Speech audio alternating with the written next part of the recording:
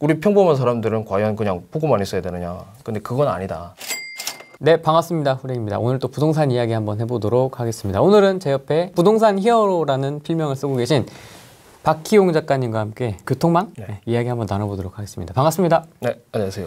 부동산 히어로라는 이제 필명으로 이제 뭐 GTX 시대 돈이 지나가는 길에 투자하라라는 제목의 이제 책을 저술을 했고요. 원래는 이제 미생물학을 전공을 하고 국공립연구소랑 그다음에 이제 뭐 제약회사 조금 그리고 화장품회사 조금 해서 연구원 생활을 한 10여 년 넘게 했었습니다. 저 주변에서도 그러고 이제 저 지인들도 하는 이야기가 얼핏 봐서는 이제 좀 연구 활동이랑 이제 부동산은 전혀 상관이 없는 분야인데 어떻게 이걸 또 빠른 시간 내에 전향을 했느냐 되게 신기해 하시는데 제 생각에는 어차피 하나의 대상에 대해서 깊게 탐구하는 거는 결국은 본질은 같다라고 생각을 하거든요. 저도 이제 처음에는 그랬습니다. 전혀 좀 이질적인 분야라고 생각을 했는데 결국은 사실 생명체 자체에 이제 신경이라는 게 있으니까 외부에서 자극을 주면 사람도 왜 갑자기 위협을 가하면 이렇게 딱 반응을 하듯이 생명체도 자극을 주면 어김없이 이제 반응을 하지만 하듯이 부동산 역시도 가만히 있는 부동산의 주변에 개발 호재라는 자극을 주면 어김없이 반응을 하거든요. 가격이 상승. 그러면 그런 관점에서 본다면 결국은 본질은 같다. 물론 중간에도 이제 그 전향하는데 좀 상당한 어려움이 있었지만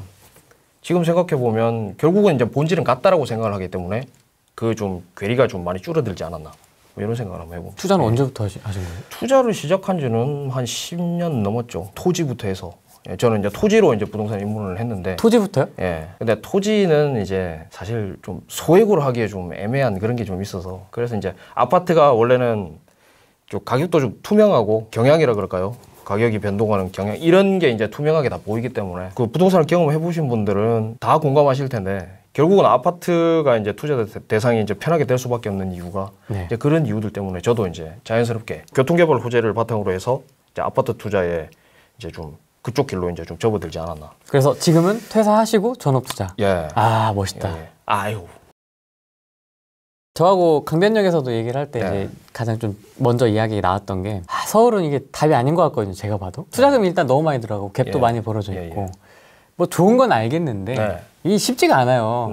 그래서 서울 밖에서 이제 투자처를 찾아야 된다고 영상에서도 많이 강조를 하셨고 책에서도 많이 강조를 하셨고 뭐 이유가 있습니까? 결론부터 먼저 이야기를 하면 투자 수익성 자체만 본다면 당연히 서울로 가야죠.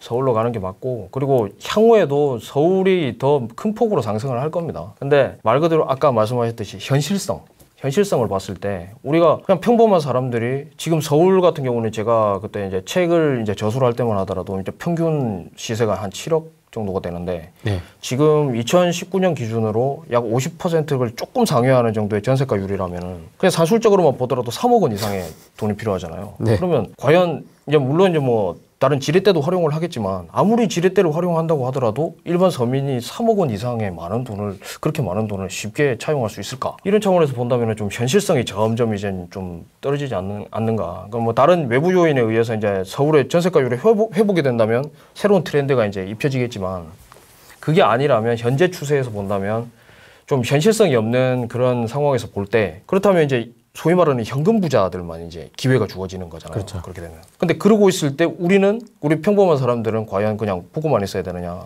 근데 그건 아니다. 그냥 몇 천만 원 이 정도 선에서 이제 일반인이라도 조금만 내가 무리를 하면 충분히 차용할 수 있는 범위 내에서 서울을 벗어나서 교통개발 호재가 있는 데를 중점적으로 보다 보면 충분히 기회가 있다. 이걸 제가 좀 알려드리고 싶었고. 수도권을 보는 게 좋다는 말씀이네요? 예, 지금은 수도권입니다. 지방도 아니고? 지방은 리스크가 너무 많고 생각해야 될 것들도 너무 많기 때문에 어쨌든 요즘 나오는 저도 마찬가지지만은 요즘 나오는 책들이 대부분 이제 초보자를 위한 책들이거든요. 그럼 초보자라면 아무래도 좀 리스크는 적은 반면에 괜찮은 수익을 올릴 수 있는 시장은 경기도에 지금 거의 다 분포돼 있다. 그렇게 보거든요. 왜냐하면 물론 지방도 좋은 기회가 많습니다만은 지방은 이제 소위 말하는 공부를 해야 될 게 너무 많아요. 외부 요인들이 변수들이 너무 많기 때문에. 그리고 서울은 변수는 적지만 투자 자금이 너무 크다. 그래서 이 두 가지를 이제 적절하게 이제 고려를 한다면 경기도가 이제 적절한 시장이 아닐까 이런 생각을 해봅니다. 소액의 기준은 그러면 어느 정도? 소액은 저는 1억 원 이하. 1억 원 이하? 예, 1억 원 내외. 1억 원 내외 정도죠. 그것도 이제 개인 사정에 따라서 뭐 경우에 따라서는 지금 한 3,4천만 원에도 충분히 들어갈 수 있는 곳도 있고요. 그래도 1억 원 정도면은 충분히 이제 들어갈 곳이 많죠. 수도권도 많이 올랐던데요, 보니까. 그렇죠. 그래서 1억 원입니다.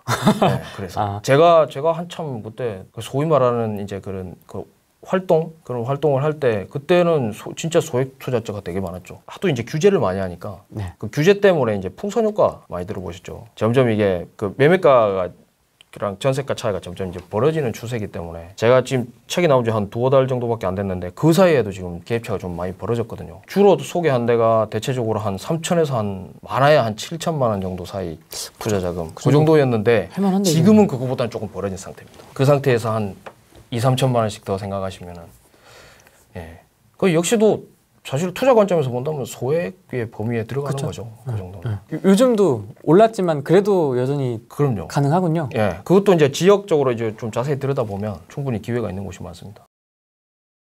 그래서 그때 이제 강조했던 포인트가 교통, 개발 호재, 교통 호재에 포커스를 맞춰갖고 수도권에 투자를 해야 된다라고 얘기를 해주셨고 그 대표적인 교통 호재가 바로 GTX였습니다. 이게 GTX를 기준으로 투자를 하느냐 아니면 일반 광역도시철도를 기준으로 투자를 하느냐 요거 이제 말씀하신 거죠. 네. 성격은 같은데 이제 투자 관점에서는 정반대로 접근을 해야 됩니다.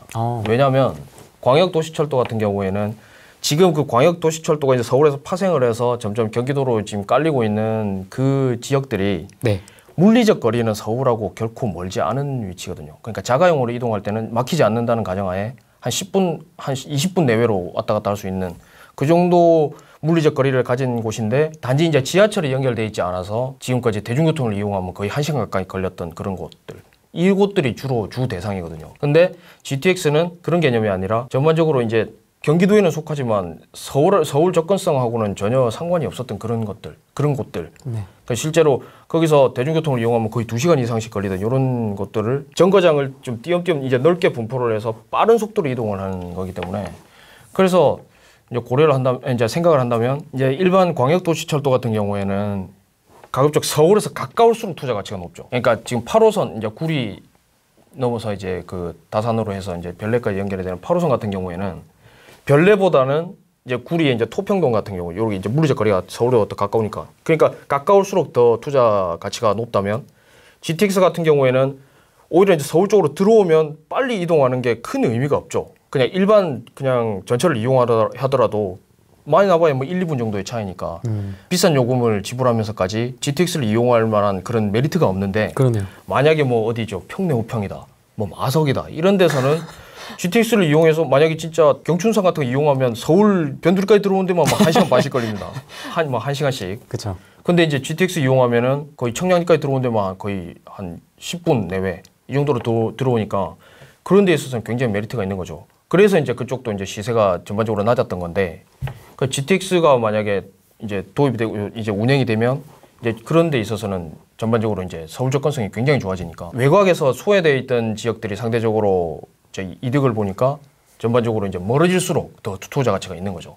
그래서 광역도시철도를 기준으로 투자를 한다. 이러면 서울하고 최대한 가까운 곳. 그리고 GTX를 본다면 가급적 좀 먼 곳. 먼 곳이 좀 투자금 대비 좀 투자 효율을 더 높일 수 있는 그런 방법이 아닌가.